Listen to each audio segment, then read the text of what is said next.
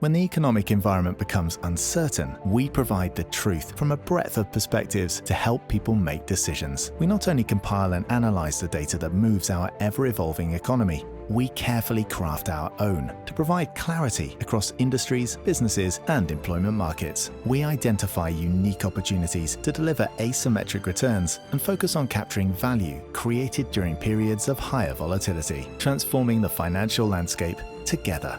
We're MacroEdge. Welcome, everyone, to MacroEdge Radio. This is your esteemed host, John Galt.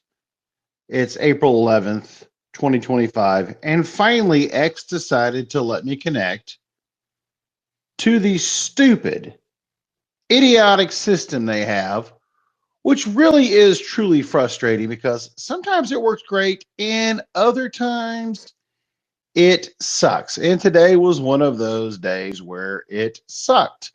Sorry about that. It just really frustrates the hell out of you when you hit the connect button and nothing happens for a while. Today's show, we have two special guests, Vinh Vuon, who's been here several times already, Willie Costa. This is the absolutely most insane thing I've ever seen in my life this past week.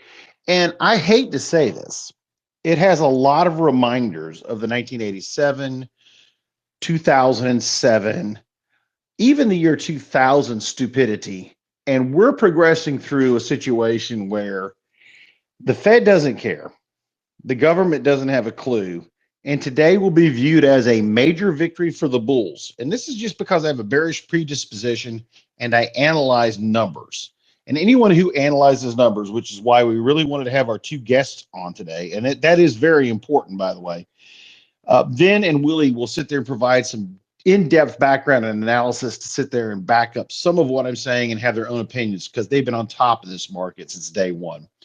But the biggest issue is this.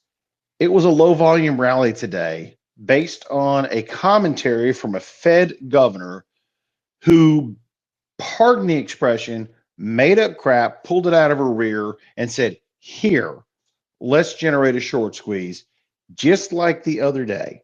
So here we are, 5 minutes after 4 p.m. Eastern time. We're looking at the market. Volume is nowhere near to what it has been the last 3 days, not even in the ballpark. The Treasury market is driving the bus. I know people don't want to hear that, especially the equity honks. People don't want to hear that the Treasury market is in charge. But the reality is, it is not about equities. It's all about credit. And we'll give a quick review of the data from the markets today. But the God honest truth is, everything we've witnessed in the past 4 weeks has been all about credit. And credit is screaming bloody murder. I actually listened to Steve Leisman on CNBC and some of the people on Bloomberg saying, wow, the 10-year is no longer up 20 basis points in yield. It's a victory. Gang, we're flirting with 450 on the 10-year right now. Right now, roughly as of market close, it's at 4485, up 9.3 basis points. Anybody who tells you that today was a quote unquote victory is talking out of their ass and talking their book because they have stocks to liquidate and they don't know what the hell to do with them. The truth of the matter is this: the VIX is still above 30. The S&P 500, nice rally today. I'll give it credit. It was looking like death earlier, up 95.31. Dow Jones up 619, NASDAQ up 337, Russell 2000 up 25.92. Market internals crap, volume crap, other indices crap, and volatility is still guiding the bus. But let's go to the credit issues. We have been witnessing a deterioration in the bid for U.S. credit. It would appear that in the evenings, Asia, primarily Japan, and in the mornings, Europe has been liquidating long-dated or long-duration U.S. treasuries. The Fed will never admit it. The Treasury will never admit it. And unfortunately, the trade war with China has now become a full-blown trade embargo on both parties. With all of that in mind, You have to start preparing in a defensive matter because of one indicator, one risk indicator that nobody wants to talk about. What is that risk indicator? Well, it's really simple. The risk indicator is staring you in the face. It's that stupid, shiny rock that people don't want to talk about. And gold is not something that would be, I would say, a major um, thing to sit there and talk about, except, folks, we have to sit there and start dealing with this. If gold is up this much in 1 week, we've got a major crisis staring us in the face. Gold was up another $76 today to $32.53. This has been an incredible 1 week move. And that is an indication, God help us all, that sovereign nations are no longer viewing the dollar as a viable alternative. On April 7th, gold was trading around $29.80 at the close. It's up over $300 this week. Now, I'm a gold bug. I'll be the first to admit it. But let's do a quick reality check. It should scare the living crap out of everybody who's paid attention to history. If we're dealing with a crisis of this nature where the dollar is being abandoned for gold, where U.S. treasuries are being abandoned for gold, we have a major geopolitical shift underway. And I just don't think people understand that. I, honest to God, don't think people want to hear it. And that should scare the hell out of everybody. I don't know what else to say. I'm really at a loss as to what's going on.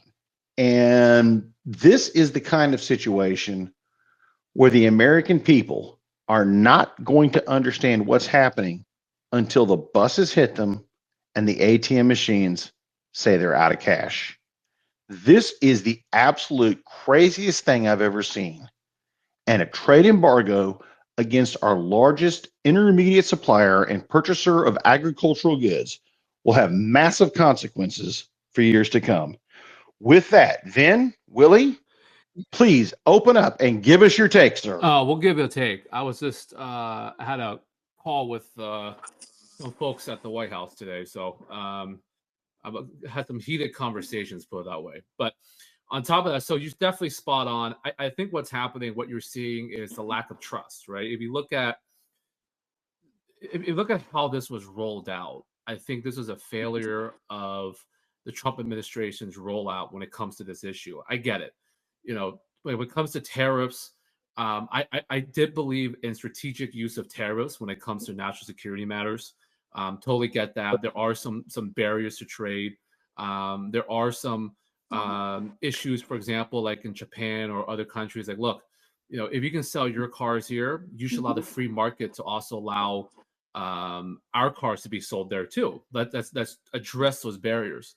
But you can do that in different ways than just completely doing tariffs across the world and alienating our allies, right? And that's what the biggest problem is.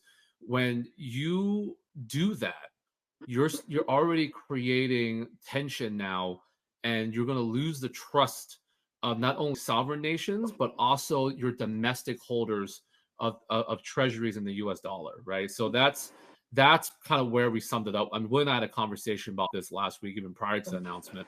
I'm hoping that this was not going to be the case. So what you're seeing is failed policy. Even despite, you know, I think a lot of people can agree that there needs to be better relations when it comes to free markets between our country and other countries like Japan and others, to allow U.S. businesses to not only sell their products more freely in those areas, but also to address IP issues. For example, you know, China, we all know, they don't invent, we do, but then they take it and they produce it, right? And also, look, America, we're not positioned to manufacture, okay? And I think that's one of the biggest issues with a lot of the MAGA supporters or Trump administration folks, is not understanding how that works. Our workforce is not trained and prepared for it. it's not as easy as sitting there and putting clothes together and phones together. Like, it requires specific skills, especially with technology. And these countries like Vietnam and China and these other countries, they are already well ahead of us, which is something called Wright's Law. Look it up. Wright's Law, WRIT law, right? Wright's Law is kind of like the principal law when it comes to manufacturing. And it takes a lot up front when it comes to money and investments into it, but also training and labor. It takes a lot of upfront work to get that going before you see the benefits of cost and production and manufacturing. These countries are already well ahead of that curve. They're past that curve you need to get up towards. America, we haven't even got that moving yet. So the planning of these tariffs were just piss poor because we didn't address that issue. So you have that problem, right? In addition, our economy has already been going through issues already, right? Our country's inflation has already been sticky. The consumers are not as healthy as they say, right? We've been in a facade of a healthy economy when it's not. You know, the private sector has been hurting from a standpoint of the consumers, right? A lot of the positives in the economy that they've been saying has been injected by government spending. So that's what the facade has been put on top. So when they say the economy was healthy, it really wasn't, right? You see credit card debt going up, consumer debt, government debt going up. So we've already had those problems. What the tariff has done, the tariff has just expedited the process of a bubble bursting. That's what it's done. And when I wrote about this, you can see on my Twitter page, we wrote a piece called The Everything Bubble. And this has been praised by some economists and our peers. If you read the Everything Bubble piece that we wrote, it'll really go into depth on what we're talking about with prior to tariffs, how our economy has already been weakening. And now with Trump administration unveiling these tariffs, it's going to put a lot of pressure on our system, not only from a standpoint of cost and everything, but you talk about the treasuries, and Willie, please jump or whatever. Sorry, I'm going on my rant. No, go off. I like your hot takes. Yeah. So, so when you have an economy that's already been hurting, yes, you can blame the Biden administration, but this has been going on since 2008, right? The easy money, and then, the Fed not doing anything and just doing wait and see when clearly supply and demand is off, and you need to address that. But the problem with these with the tariffs now is that, and I said already, is that it's expediting the everything bubble bursting. It's going to put pressure on consumer spending, because people have to realize, we consume a lot from China, we consume a lot from other countries, and people have to remember the baseline 10% tariff is still on.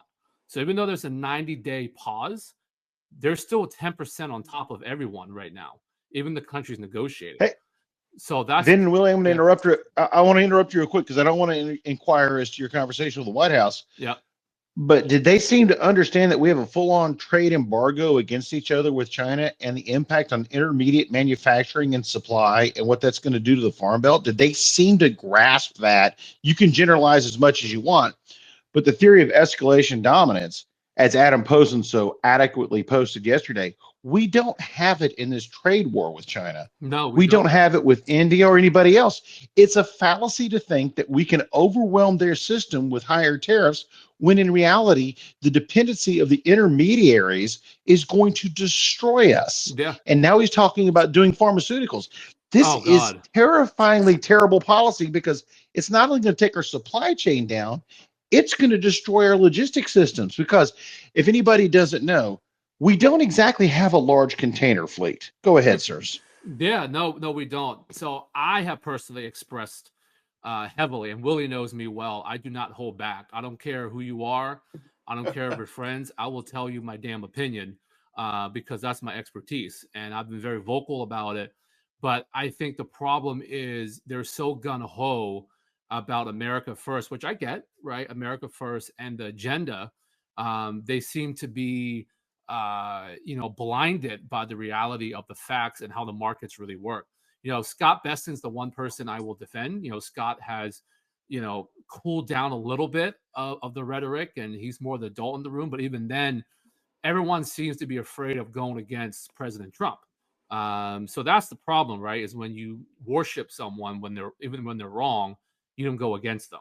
And that's something that I think is a problem right now with Congress and the Republicans, as well as within the White House. So that's all I can say. But let's just say they're aware because of my mouth. I have very much vocalized much of this to everyone that I can get a hold of about this issue. And you're definitely right about the pharmaceuticals. Like I said before, we are not even, we're not even into the beginning stages of rights law. And we're trying to, address this. And, China and these other countries, just take a step back real quick. People have to remember, we're the number one consumers in the world, and we're already the number 2 exporter in the world. So that's what's fascinating to me about this trade war. Is okay, yeah, there are some issues that we have to deal out with some allies and some things with China, but when you're already the number 1 consumer and the number 2 exporter, what else do you want? If anything, it's refining some of these trade deals, and then it's how can we strengthen our own country prior to trying to do any of these types of trade wars. I mean, like I said, America, we're training our workforce to be masterminds of PowerPoint presentations. And working on McKinsey and charging $10 million for, this bullshit advice that they give when anyone else can think of the same common sense stuff. So that's the problem with our workforce. Meanwhile, these other countries like China, Vietnam, and even now in Latin America, they're training their workforce. Yeah, you have your intellectuals, you need them. You have your, your brilliant minds in business, finance, all that. But you also need to train your workforce to at least have a baseline knowledge of how to, blue collar, right? Manufacturing, those specific skill sets. And Tim Cook said this, very bluntly in a recent forum. Apple goes to China and these other countries not simply because they don't want to build in America. America doesn't have the skill sets to put their products together, right? Their iPhones and their iMacs and everything. And also the cost. So look, we are the number 1 dominant country in an economy in the world. We have a higher quality of life, and that comes at a cost. So things here are going to cost more, and that's a blessing. But these other countries can do less because of multiple factors, right? Currency and all that, but also it's just cheaper to do business there. So a lot of these factors, it just amazes me how no one has considered this. And they should have done this more strategically. I mean, if you want to get the America First plan done, it's going to take a decade to plan it out, to get to that. But again, I'm just amazed about the economic issues and how we're not addressing that. Like you said before, John, people are worried about equity markets. I don't give a shit about equity markets, to be quite frank. The equity markets have been overinflated as it is. It needs to be corrected. Fine, great. The Fed should have done that, not the tariff war. The Fed should have acted. But these equity markets, they're gonna go up and down. Like many, like Buffett have said, and I, Willie said, and I echo this. If you have stocks and equities and you're not gonna be able to swallow a 50% drop, then you shouldn't invest, right? Because if you're investing in quality businesses, yes, it's going to be volatile. Sometimes they'll drop 40, 50%, but it's not their fault. It's because of the market conditions. But equities, people shouldn't be focused on the equities. They should be focusing on the credit, treasury, bond market. Because people have to remember, the bond market is 20 to 30% larger than the equities market. And the world revolves around that. It revolves around debt, right? Corporations, sovereign nations, they rely on that. And with this tariff war now, Trump has pissed off our allies, the allies that we trust. Japan, they are the largest foreign owners of our debt, right? Our treasuries. China is like a second, but also you have to remember domestic holders are the largest holders of treasury. Domestic, overwhelmingly, our own investors, our own institutions domestically own the most treasuries. So when you see the way the bond markets are moving, it's not just foreign nations losing trust. It's our very own people that are losing trust in America's ability to pay back its debts. So that's something that I think a lot of investors need to keep an eye on, is that bond market moving, because that's going to be an issue. It's going to be a huge credit problem. I bet your regional banks are sweating. I bet your corporations are sweating because there's going to be an issue there. And I think Willie will jump on that. But the last thing I'll say before Willie hops on is that, again, trust is everything when it comes to debt and when it comes to the bond and treasuries. But when you lose that trust, not only for foreign nations, but when you lose trust within your own country, your own institutions, and your own investors, that's where you're going to have a really, really big problem. And that's why you're seeing the yields going up. If you keep an eye on it, it's really domestic ones that are dumping. And that's not yet Japan and China dumping big time. Imagine what happens when more sovereign nations dump more, and then our institutions and our own investors dump more. That's going to be a crisis in itself. Willie, do you want to add something to that? At that point, we're going to have a 7 or 8% 10-year by the end of next week. Willie, I'm going to jump in here real quick because this brings a key point. I've heard too many of the quote unquote bulls, especially the ones on the bubble visions, and I hate using that term, but let's face it, they return to that. But is it not true? We only have 33% foreign ownership of all of our debt. Now, everyone says, well, that's a lot. But in reality, when you start breaking it down, China hasn't been selling our debt. China has rolled over into short-term debt. The bigger crisis that I'm seeing is that we have a Japanese dollar funding crisis that's causing liquidation of short-term or T-bills. We have Europe selling in the morning, and now we have pension funds taking an absolute bath in the United States. And everyone's ignoring the implications of what happens when the belly of the curve from the 3 to the 10 gets sold off in volume. That has major implications for funding for U.S. corporations and for the ability to roll debt over the long term. Well, absolutely. I believe what you're describing is technically called everything grinding to a halt.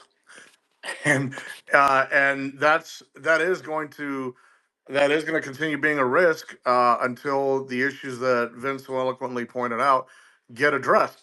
I'm gonna steal his one of his trademark phrases. The bond market, he calls it the trust market.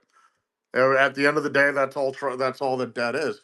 And the way things are going right now, and the way that the current administration and the current Fed are driving policy, there's absolutely no trust. And you talk about the foreign sell-off. Yes, that's absolutely a concern. But if 55, well, at the end of 2024, 55% of U.S. government debt holders were domestic. When they start dumping that, and they will, because most of the market is correlated these days, we are not in the 1800s anymore. When they start dumping that, it's going to be catastrophic. And the conclusion to your statement is something that we've asked publicly on Twitter, and I believe on a podcast as well. What happens when nobody wants to buy our debt anymore? Okay, because self-funding is not an option for this or any other economy. I think that we could see a massive credit event. I'll just be polite and call it that. Probably soon, if the people in charge don't get their acts together. Yeah, that's spot on. And also, the one point I want to make, because we've gotten a lot of inbound calls from friends in other sovereign nations and investors, our own investors and other investors, and just friends and peers in general about what our forecast is. And the one thing I got to tell people, I don't give a shit what the financial media and others quote unquote experts say. No one can forecast this. This is the first time we've seen this before in our history. And let me elaborate on that. Yes, we've had tariff wars before, in the late 1800s or something like that. And then we had one in 1930, right before the Great Depression, which actually expedited into the Great Depression. But this is different, right? When the last major tariff bill and war that we did in 1930, the America was not as integrated in the world. We were not the world's. Hey, Vin? Yeah. I hate to interrupt you, but real quick, the last great tariff war was 1964. Yes, but it was the chicken war. Right. And people forget that was our first war with Europe, Yep. not Asia. Yeah. And that really set the Deutschmark on fire against the U.S. currency from that point forward. Oh, yeah. I definitely remember that one. But in particular, the reason why I mentioned 1930 was because of the size and magnitude of what we're doing. 1964 was bad. But what Trump's doing, and he's trying to reflect the size of 1930 when it comes to tariff war. Like he's doing the whole world, right? And well, yeah, I mean, let's face it, 41% against the Falkland Islands is going to net us a hell of a lot of income. Yeah. So, but back in 1930, the United States was not the world's reserve currency. We were not as integrated in the world. And even in 1964, we were not as positioned as we were today, right? America is the world's reserve currency. We are integrated in every aspect of the global economy. So that's why when you look back in history, this is not going to be the same. Where we're at right now is totally different than in 64 and 30 and all that. So it's really hard to really forecast what will happen. You have a different type of administration, the Trump administration. You have a different type of economy. America is in deeper debt than any time before. Our consumers are in debt like any time before. And we're, and being the world's reserve currency has a lot of impact. And now, so we've we've entered being into the world currency, but we don't know what it's like to be not the global world currency. I'm not saying that's going to happen, but even if we get close, the damage it'll do to us is what it's hard to foresee. So I don't think, so that's what's difficult right now for any investor is trying to see how this will turn out. And don't forget, China. I always tell people, China, they're big on the 1,000-year strategy. They're patient. They've been around a lot longer than us. And when they say they're not backing down, I take them on their word. They're not going to back down. So it's going to be interesting to see how the standoff is going to go between the Trump administration and Xi Jinping's administration to see how far this trade war will go. But you're already seeing some movements, right? You've seen China, they're having meetings with the BRICS, right? The BRICS was literally created to counter the United States. And now what we're doing is we're empowering BRICS more. So you have that. They're meeting with Vietnam and other countries next week. They're already having conversations with Spain and the EU. They've already had joint statements with South Korea and Japan. So this is where it's getting scary to see what happens. This is more geopolitical, but it does affect the global economy.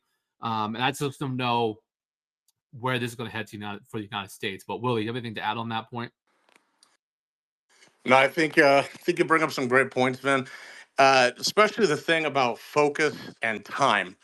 Now, you did mention China has a 1,000-year strategy.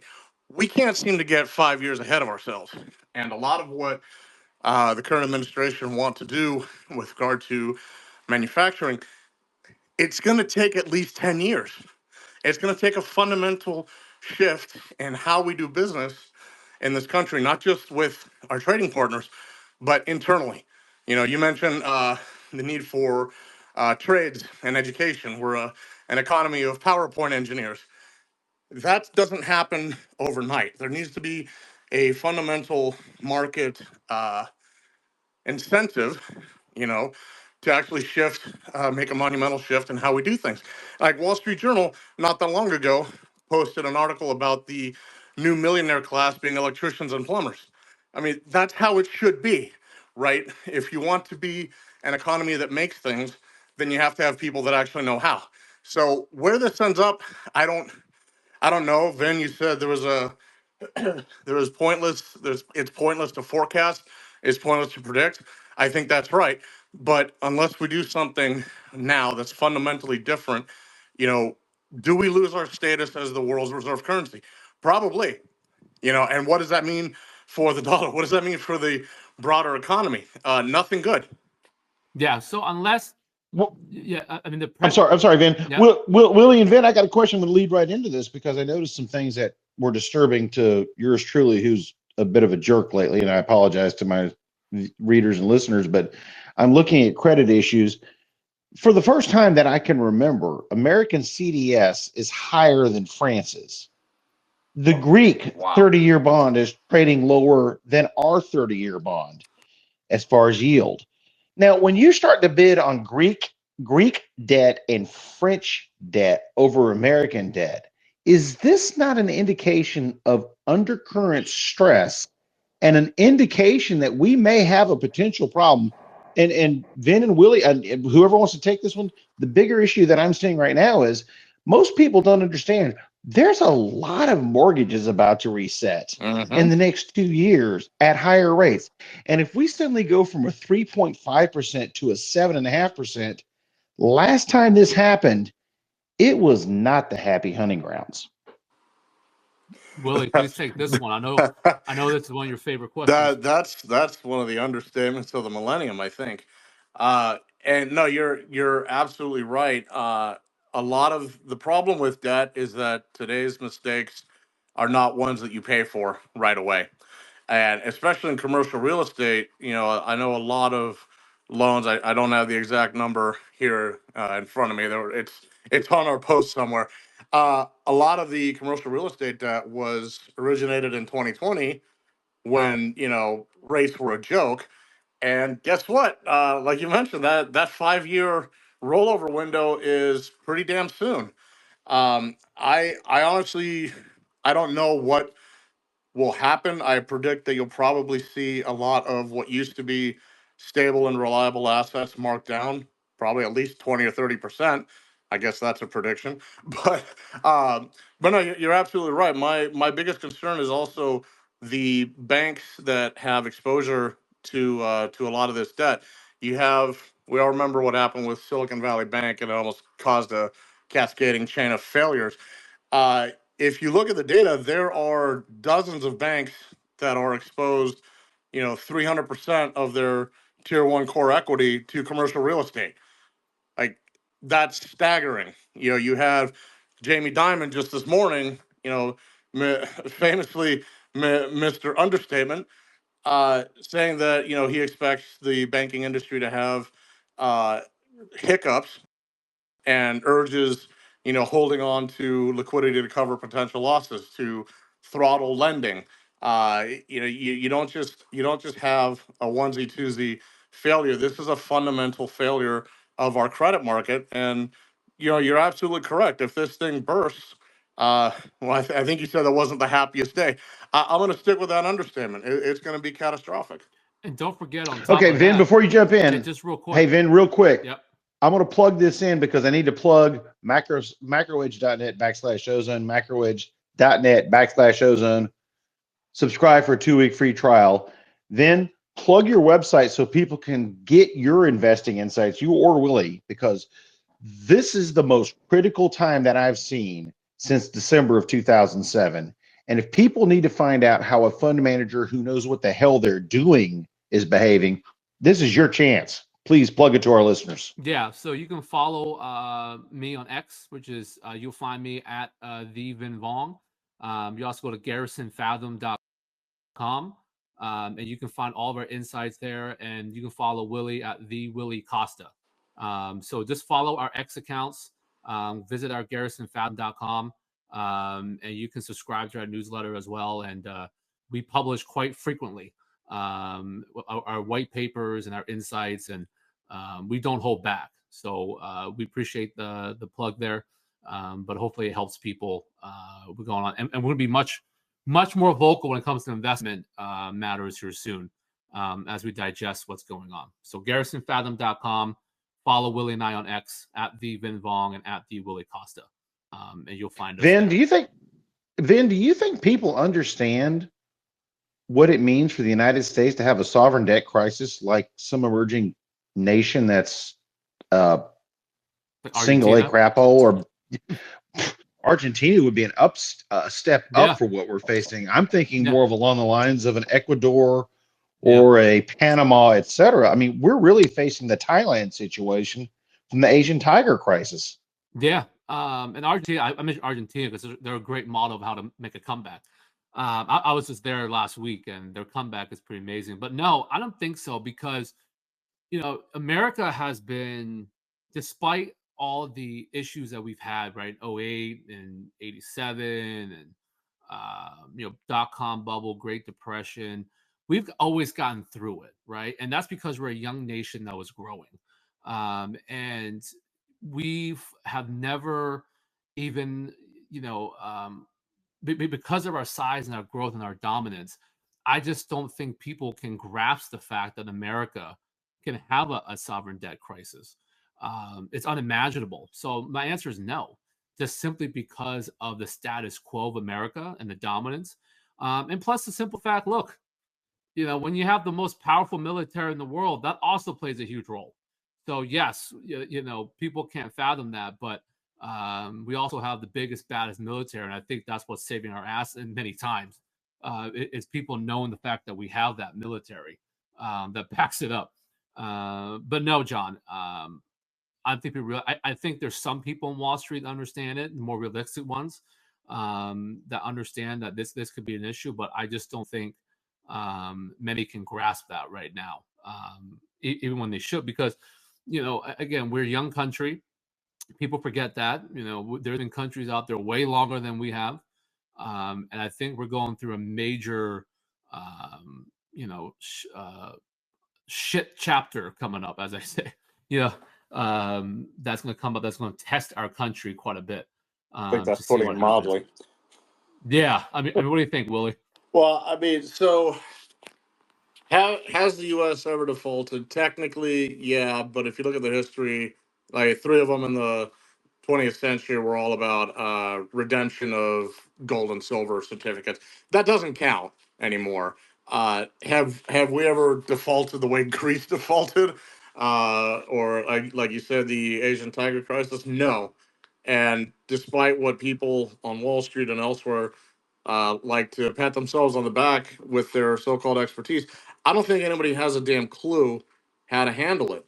I mean, and more importantly, who's gonna save us? Who's gonna rescue us? Like you mentioned, Argentina. Yeah, Argentina had at least 6 defaults that I can think of off the top of my head, but they had external funding to help get them back on their feet. If we continue to piss off all of our allies and we continue to use tariffs like a blunt instrument instead of having a focused and highly selective policy approach, do we get any bailout, and B, what the hell are those terms going to look like? Because they're not going to be very favorable to us. Well, and the scary thing though, Willie, too, is we're normally the ones that do the bailout. So Yeah, the ones that, we're the world's backstop. Yeah, and when the world's backstop is the one that's going to have to ask for money, how the hell does that look? And that's the scary part. And I think this is why the world's freaked out too. And I don't blame them, right? When you have the most dominant, powerful economy that usually does the bailout is unstable and could possibly be in trouble. What does that look like? I think that's why John, you mentioned gold. That's why gold is skyrocketing, because at the end of the day, just if the world burns down, what's something that is actually tangible and of value? It's gold, and that's why I think you see in that spike.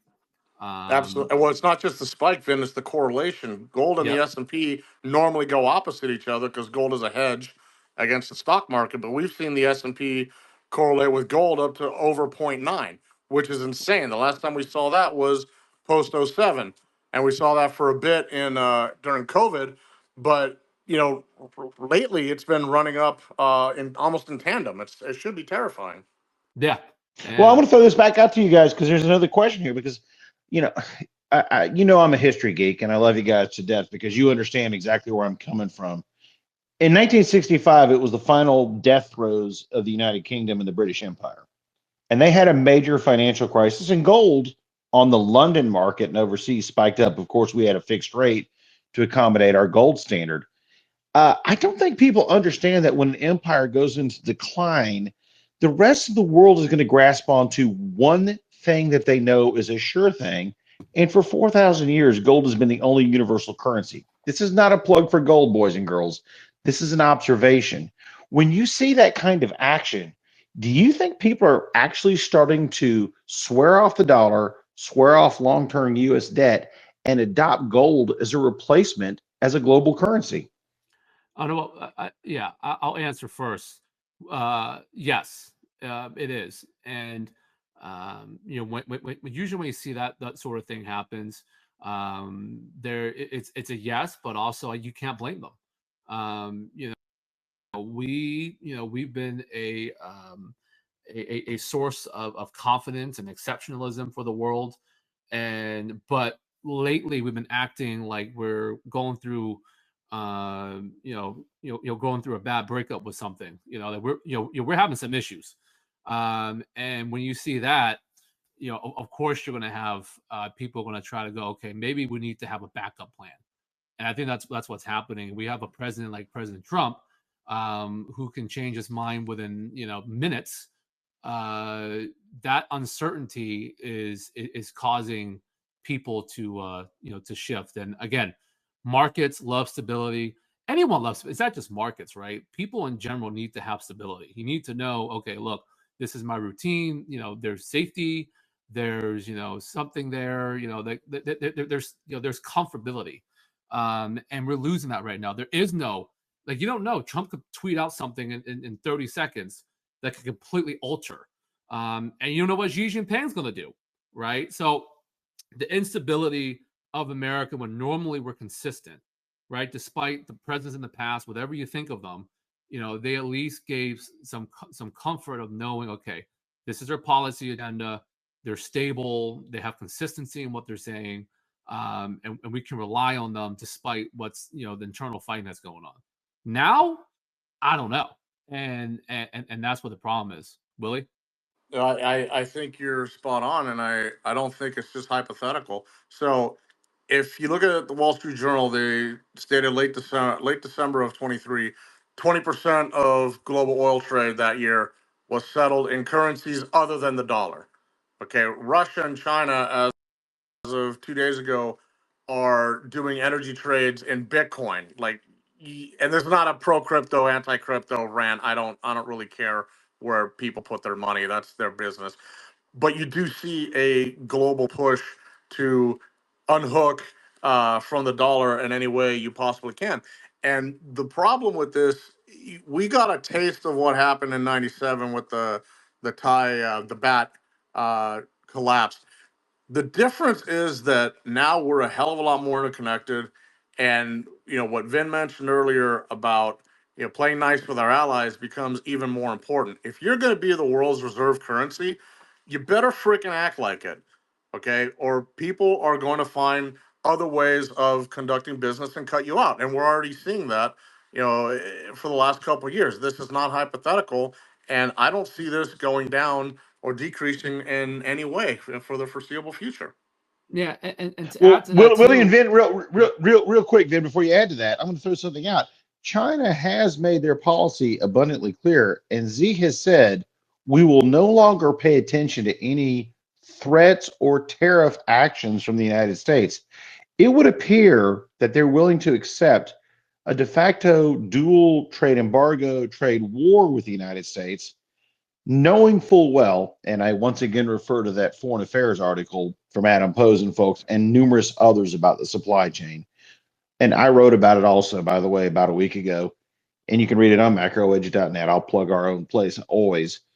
When you see the fact that the rest of the world, not the developing nations, but the semi-developed to developed nations, have actually adopted a strategy to copy the Russians and shielding their economies from the dollar, shouldn't that scare the hell out of American credit and equity investors?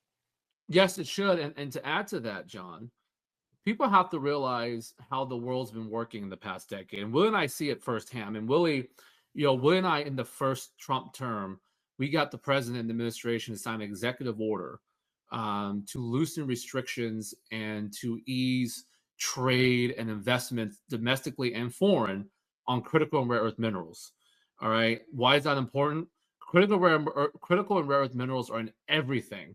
Okay. Nowadays, chips, mobile phones, the Wi-Fi you use, the router, the batteries that we use. Critical rare earth minerals are vital. But guess what? China controls 85 to 88% of the supply chain of critical rare earth minerals. They know they can strangle us by the balls if they wanted to, and really hurt us with that. And the reason why I mention that too is China has been really proactive globally.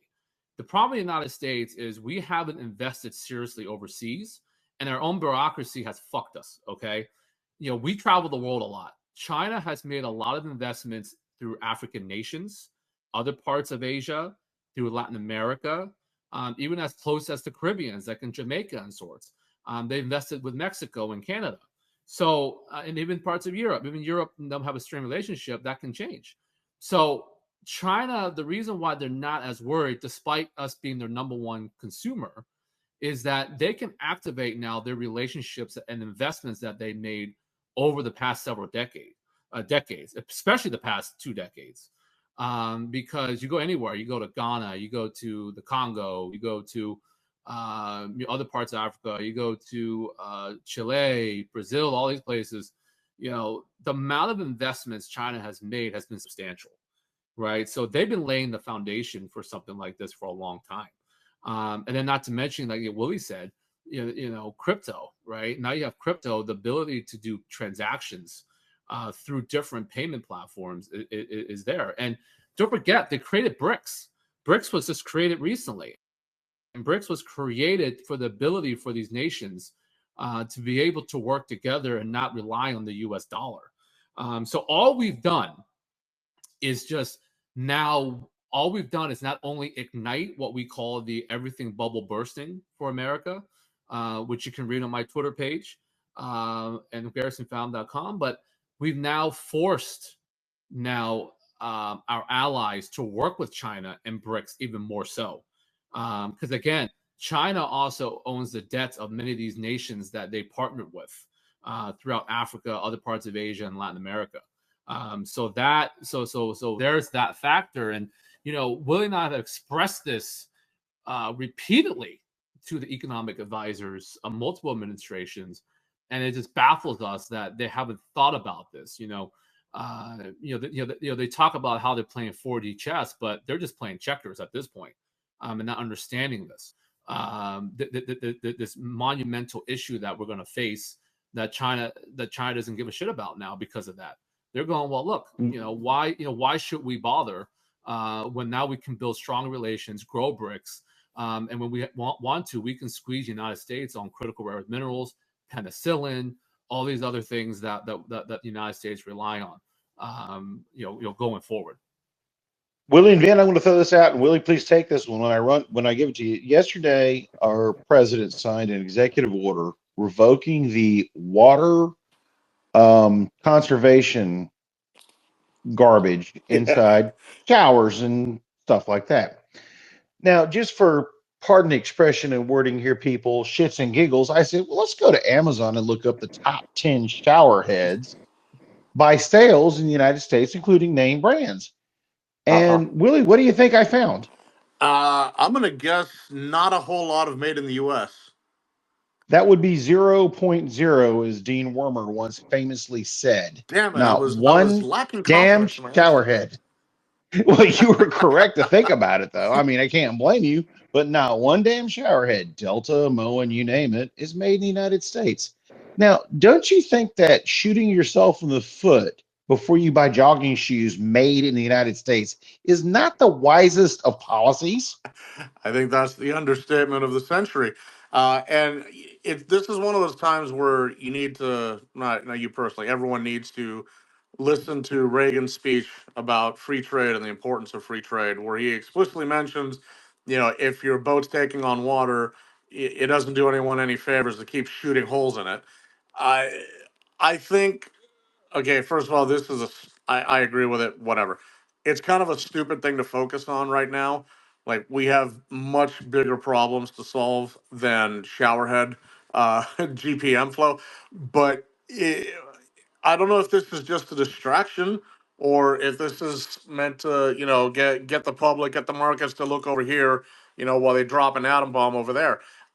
This is a stupid use of time. It's a stupid use of government resources. Focus on what matters. And Honestly, okay, showerheads. Who gives a shit? I'm fine with I'm fine with mine. Like this is not a pressing concern right now. Yeah, and Vin, John, I'm gonna follow up on that, Vin, real yeah. quick before you answer this. Guess what else is not made in the United States in any great volume? Oh God. Military uniforms. Oh yeah. Uh-huh. Yeah. So if we're gonna go to war with China, what the hell are we gonna wear? Adidas joggers? Yeah. Go ahead, sir. We're gonna No. charge in like the Scots, naked and Yeah. covered in blue paint. Yeah. And 2 points. I mean, to add what Willie said about the global economy. The trade war is stupid, and here's why. Right. And another reason why. We as the United States, we want the world to do well, because when the world does well, they consume more. They buy more from the United States. Again, we're the number 2 exporter. So when the world does well, they buy more of our agriculture. They buy more of our services. They invest more in the United States because everyone loves invest. Look, we do internet. I mean, we work internationally, right? We a lot of our investors are overseas as well, and they're always dying to invest more in America. They love American companies. They love America in general, and they want to do more business with us. So you want the world to do well, because then they can move that money into the United States. And on top of that, we want to do real well, because when the world does well, we make money, but then we can then spend money overseas as well. We can buy better products. We can, diversify our options. That's why America is so great, because look, travel the world. When you go to a grocery store in the United States and go to a grocery store elsewhere, the diversity is not nearly the same as the diversity here. Whether you go to Whole Foods, Wegmans, Walmart, Target, whatever you go, the options that we have in America is terrific because of our open trade, and because of the ability for our consumers to buy them. But you want everyone to do well. When everyone else does well, we do well. When we do well, everyone else does well. That's how you want it to work. Now, you want to address manufacturing and blue collar jobs, then train the damn workforce to do that. Our education system is flawed, right? And that's where America has to shift things. And where, yes, we still want the brightest minds. We want innovators. We want intellectuals, all that. But there's also a big workforce that can do blue collar, but also do manufacturing they want. And we got to address rights law, right? I mentioned that early in the episode. Rights laws to manufacturing is something we haven't addressed yet. And, they call it the experience curve, right? Rights law is about the experience curve. These other nations have already surpassed that curve. And that's why they're able to do things a lot more efficiently, more effectively, and more cost friendly. We haven't done that, right? We're not even at the beginning of the curve, right? We're trying to skip the experience curve somehow. I guess we're going to teleport, right? Well, we're going to teleport to the other side of the curve. AI. Yeah, so we're going to AI teleport to the end of the other curve when in reality you can't do that. So that's something that amazes me that we haven't addressed that, and some of the administration should have explained that. I know I expressed it. I said, this is why we have to have multi strategies to be able to do this without damaging the economy. What we needed was the Fed to grow a pair of balls and to address the issue of supply and demand, to get inflation back in order. We needed our Congress and our government to cut spending and to regulate that. And then at the same time, we need our country to re-educate itself and to refocus on our priorities, and if we want to address certain things, because everyone's like, oh, we're so reliant on other countries. Yes, I agree with that. But if they're our allies and we keep them close, that's fine. But 2, then you want to address it, then okay, start investing into our workforce and training them. If you look at other countries, like in Asian countries like China and other places, they train their workforce at a young age, right? So, I think in China, and I think maybe in Vietnam, every child before they graduate, middle school or high school, they have some sort of minimal skill set to be able to do manufacturing. They don't have to go that route. They don't. I mean, they can go be entrepreneurs. They can, be a business owner. They can work in government. But they left school with the minimum understanding of how to assemble things and have that skill set of how to, whether it's an iPhone or clothes, what the hell it is, they have that minimum, right? Meanwhile, in the United States, they have the minimum of, how to identify themselves. So that, that's worked against against us. So sorry if I pissed off anybody on the left, but that's just my opinion there. So we got to refocus on our pre-K to 12 if we want to address this issue of relying on other countries. Okay, I'm going to step in here, and Willie or Vin, either one of you can take this because I don't want to abuse our time here with you guys, but I want to throw this out. We have done devastation to our agricultural section, not just with the piss poor credit practices of our banks and our Federal Reserve. Just a fact of life. If you analyze it, we are going to start seeing an uptick in Chapter 12 bankruptcies and liquidations of family farms, etc. The problem I see going forward with this is now we've taken their primary route for excess production off the table because most nations aren't going to trust on our ability to deliver affordable foodstuffs if a trade war is engaged. For example, the minute we started this trade war, China said, screw you and your soybeans, went to Brazil, cut a deal yesterday. They got the entire supply they plan to purchase from the United States this year for Brazil at a cheaper price and the ability to trade in their own currency. I don't think people understand the destructive nature of a trade war beyond the shores because, like you said, they don't travel overseas. Most people look at it through the Wall Street and media lens. And I think that's devastating. And a PS by that, Vin. I think the grocery stores in Aruba are pretty awesome, by the way. Nah, I mean, they're okay, but I'd rather go to Wegmans or something, But I'm disagreeing. Aruba has great. But no, I mean, you're definitely right on that. And again, when we talk about America first, right? Or when they talk about America first, what that should mean is that we should fix the problems within ourselves and not destroy our relationships overseas. So for example, talk about farming, right? Agriculture. We've had issues with agriculture from a regulatory standpoint and from a fundamental industry standpoint. And that's where, you talk about regulate, we should deregulate, but when you have to regulate, we don't regulate the right things. And in agriculture, we have dissembled, we have put small and medium-sized farms, in jeopardy. And that shouldn't be the case. We as a country, look at the size of our country and the ability to grow, right? If we wanted to, we can put some sort of regulations that prevent some of these monumental farms from destroying the small to medium farms. I mean, if anything, I know Willie and I ourselves, we like to support local farms that are more grass-fed, all that, but they're more local and supporting them. But that's just a different mindset as Americans. We like the convenience of the mass farming. But again, those are some of the things that we should have focused on as a country, is to look at our industries and go, okay, how can we make it better?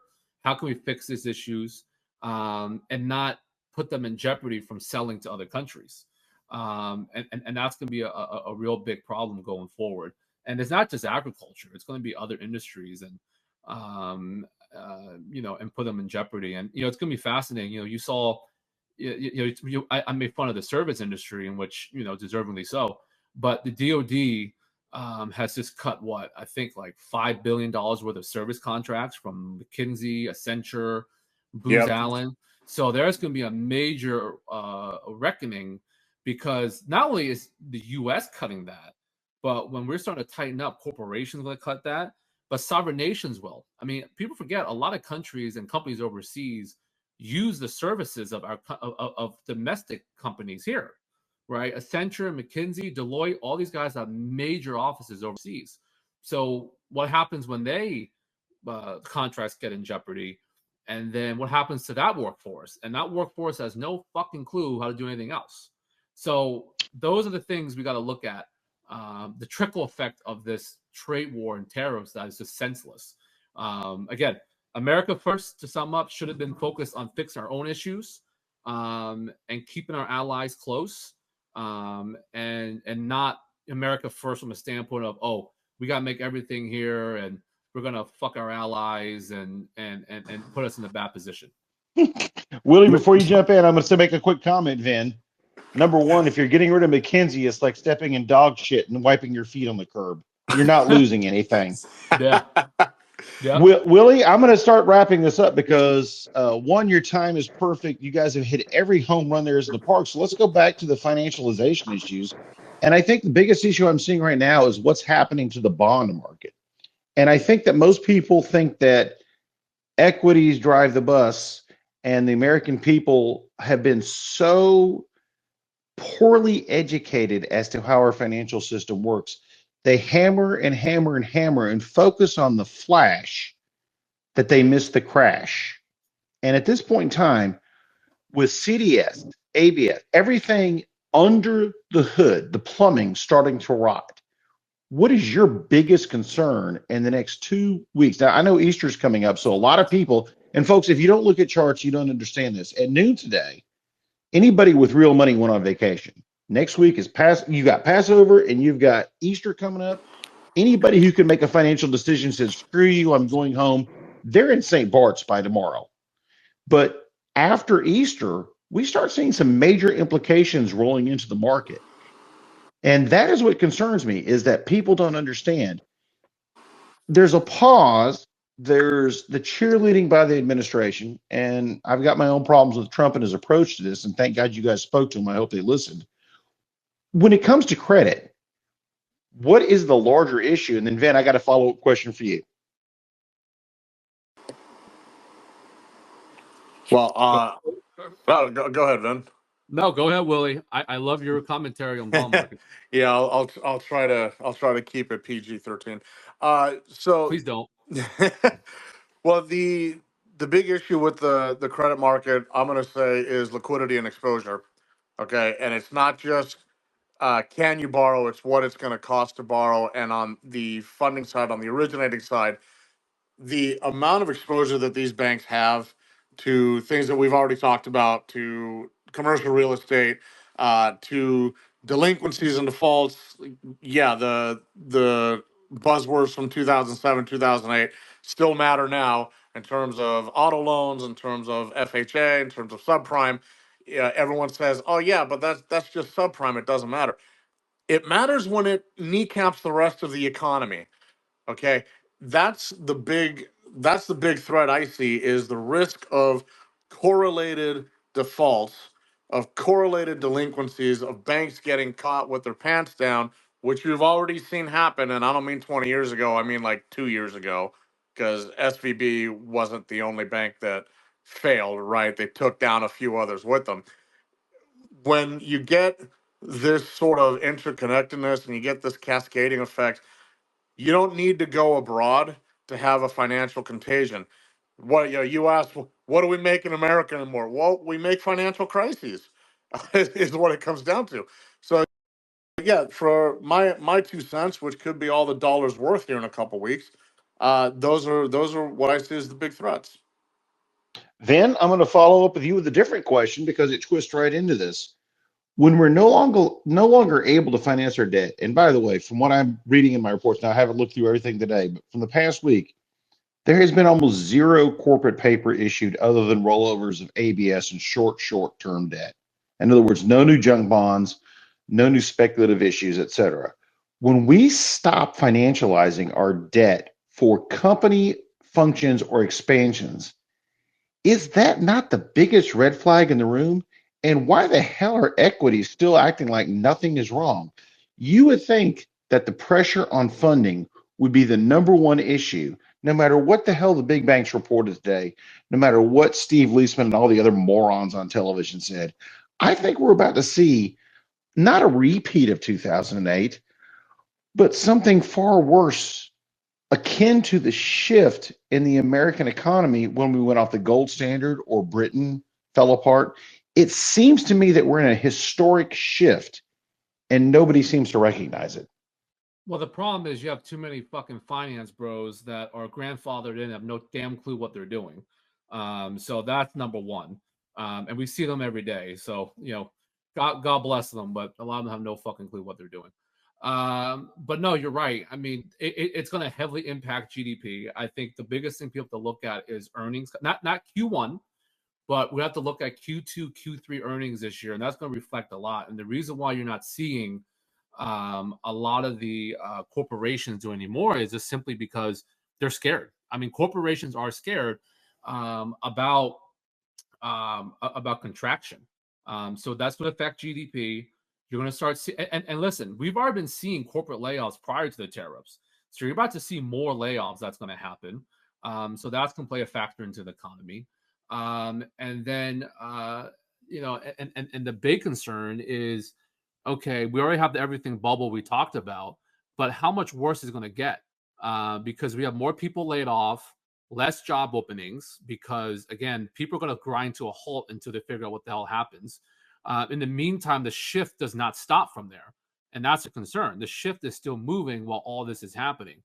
So we're kind of stuck on on an island, going forward. So that's where we see the issue is. And we talk about what's wrong with Wall Street. And understanding is Wall Street's just repeating history. They're all, it's just like in 08. It's just like, in the .com bubble. Everyone's trying to make a quick gain. Everyone is just trying to, hang on to the peak, and then they'll dump later. And they're focused on the wrong numbers. Like, they're just focused on the highs. Oh, it's going up, I'm going to buy more. They don't really look at the actual core issues of the economy. They're not economists. So they really don't give a shit. And also don't forget, and I love retail investors, but don't forget on top of this, not only do you have institutional investors and quote unquote experts that are investing blindly, just trying to get their quick gains, but you have a lot of retail investors as well that are in the market, which is a huge chunk of investors now, right? Robinhood and all these guys have created a lot of access to retail investors, right? And no offense to retail investors, I want people to have access, but a lot of retail investors do not have I'm not saying intellect, but they don't have the tools and resources and the knowledge of what's really going on and how to invest. So that plays a huge role in the shifting of markets. Ever since the meme coins and the what is it, the Reddit investments, whatever the hell we call it, retail investors have played a huge role in the shifting of the markets. So I mean, even when you saw some of the dumps that happened, but then the big surge, the big 9% surge you saw this past couple of days was really from retail investors, not really from institutional investors. So you're seeing, hedge funds, or if you look at the fine details, hedge funds are hurting, right? And they're starting to slow down and dump. You look at these corporations, they're slowing down investments, they're pausing. But the only ones that are really moving are really the retail investors, and then the finance bros that are abusing their father's money. So that's really who's moving money right now. But if you understand microeconomics and you listen to people like Jamie Dimon who actually understand what's going on, when you have someone like Jamie, putting his brilliant words of subtleness, but caution and concern, that's when you should start going, okay, something's going on.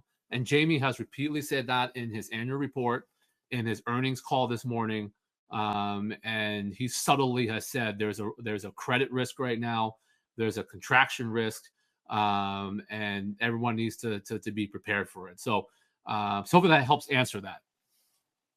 Willie, Vin, thank you guys so much. I'm going to ask a single word answer question because this relates to the administration. You have more dealings with them. I'm sort of on the outside looking in as a libertarian, Ron Paul kind of, can we please have our gold standard back kind of guy. I know I'm old.